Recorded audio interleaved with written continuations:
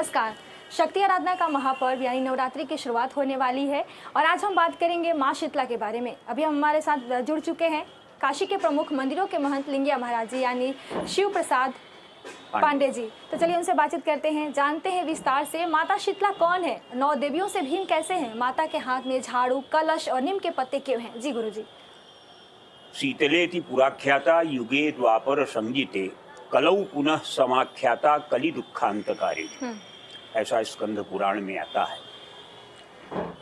और देखिए, जिस वक्त विस्फोटक एक राक्षस था, दैत्य था, जिसका यमराज के दक्षिण में बहुत बड़ा महल है और उस महल में वो रहता है, तो वो भगवान शिव का आराधना किया और तपस्या करके अमरत्व प्राप्त किया और ये वरदान प्राप्त किया कि मैं जिसके शरीर में प्रवेश करूं वो मेरा ग्रास बने, भोजन बने।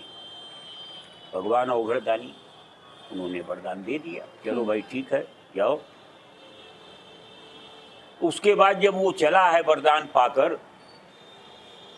तो सर्वप्रथम वो गणेश जी को देखा, हिरिष्ट पुष्ट मोटे तगड़े, कहा ये बढ़िया ग्रास है हमारा, और देखें कि शंकर जी का वरदान सही है कि नहीं है।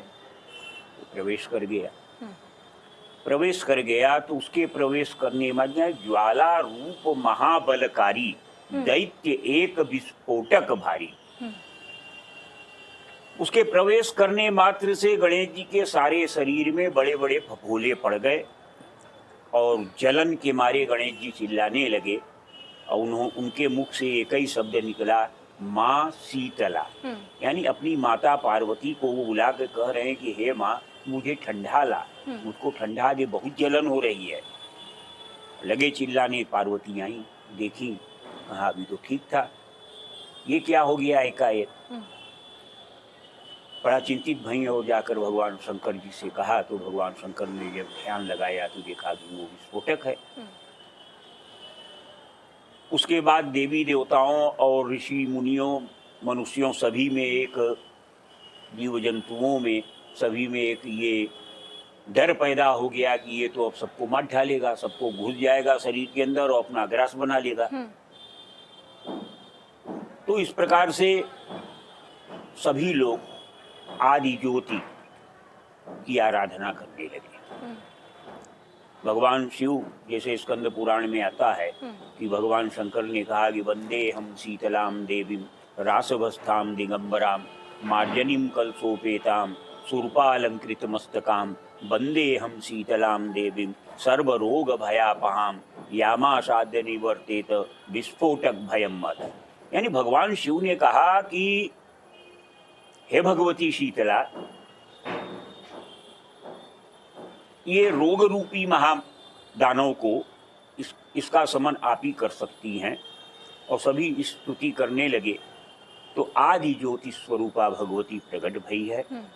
और प्रकट होने के बाद जब उन्होंने देखा कि गणेश जी का हाल, तो गणेश जी के हाल को देखकर वो क्रोधित हो गई और उनको कुछ नहीं दिखाई दिया। तो कैलाश पर्वत पर झाड़ू लगाने का कुंची था, वो कुंची उठा लिया और उठाकर विस्फोटक को ललकारा। तो भगवती शीतला का और विस्फोटक का, तो जब ये चली है उसके पीछे, तो लसत नाड़ी तवरू, ये जो हमारी नाड़ी चल रही है, जिस गति से हमारी नाड़ी चलती है उस गति से, यानी कि स्वयं वैद्यराज धन्वंतरी, ये जो सो गर्दभ का रूप धारण करके वहां प्रकट हो गए। क्योंकि गधा दौड़ने में सबसे तेज जानवर माना जाता है। हाँ, उसके ऐसा जानवर कोई दौड़ने में नहीं है। तो उसका सवारी किया उन्होंने और वो स्वयं वैद्य था और झाड़ू लेकर दौड़ाई है। 7 दिनों तक युद्ध हुआ, तो 7 रूप धारण करके लड़ा। अच्छा।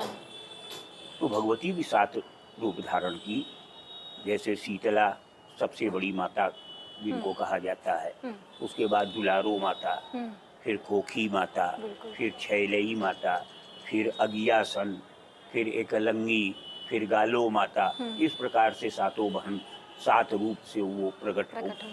जब उसने रूप बदला तो भगवती भी सात रूप धारण की। अंत में क्योंकि वो अमर अमर अमर था, बिल्कुल। तो बाद में वो शरणागत हुआ।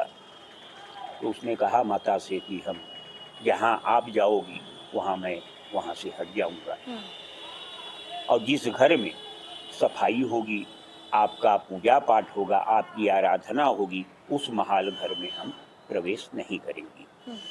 तो इस प्रकार से ये संधि होने के बाद तब से ये जो हमारे शरीर में फफोले निकल जाते हैं, चेचक निकल जाते हैं, ये उस वक़्त से ये परंपरा चालू हुआ।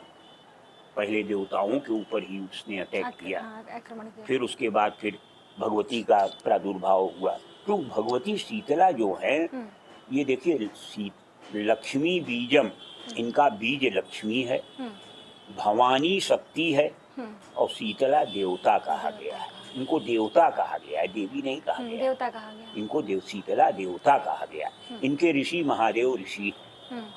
तो इस प्रकार से त्रिगुणात्मिका भगवती जो हैं, ये ज्योतिष स्वरूपा हैं, और आदि ज्योति इनको कहा गया है।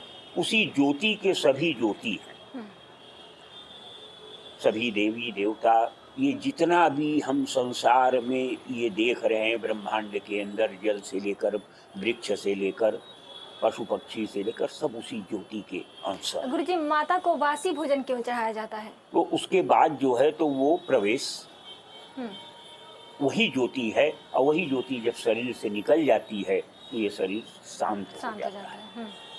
और उसी ज्योति को वो जलता रहे, इसी के लिए हम लोग सारा उपाय करते हैं, खाते हैं, पीते हैं, सब कुछ करते हैं। तो इस प्रकार से, क्योंकि भगवती शीतला देखिए, इनका विधान जैसे महीने की चार अष्टमी ये पड़ती है, चैत, बैसाख, जेठ और आषाढ़। चैत के महीने में 4 पूजा होती है। एक तो प्रथम बसियौरा पूजा अष्टमी का होता है, फिर रामनवमी का होता है, फिर उसके बाद जो है वो पूर्णिमा का होता है। तो इस प्रकार से इसमें 3-4 पूजा की जाती है। कुछ लोग सप्तमी पूजा भी करते हैं, कुछ लोग छठ पूजा भी करते हैं।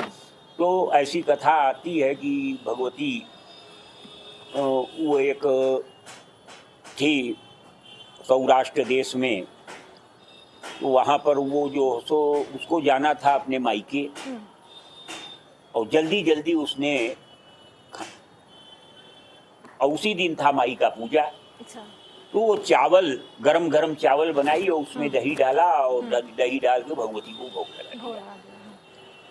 तो वो जब वहाँ से करके अपने खा के जब वो चली है, तो आगे जाकर देखती है कि एक पेड़ के नीचे एक वृद्ध माता बैठी हुई है, उनके पूरे शरीर में छाला पड़ा हुआ है और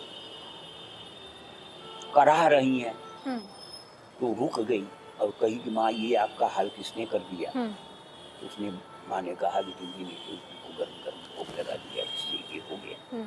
बड़ा पश्चाताप की और माफी मांगा, और तुरंत उन्होंने उस वृद्ध माता को दही और ठंडा ठंडा जल इत्यादि धार ये सब का अर्पण किया।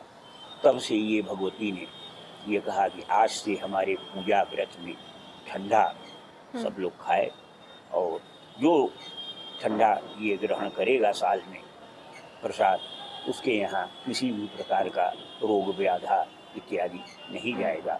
इसीलिए भगवती को ठंडा भोग, बासी भोग लगाया जाता है। और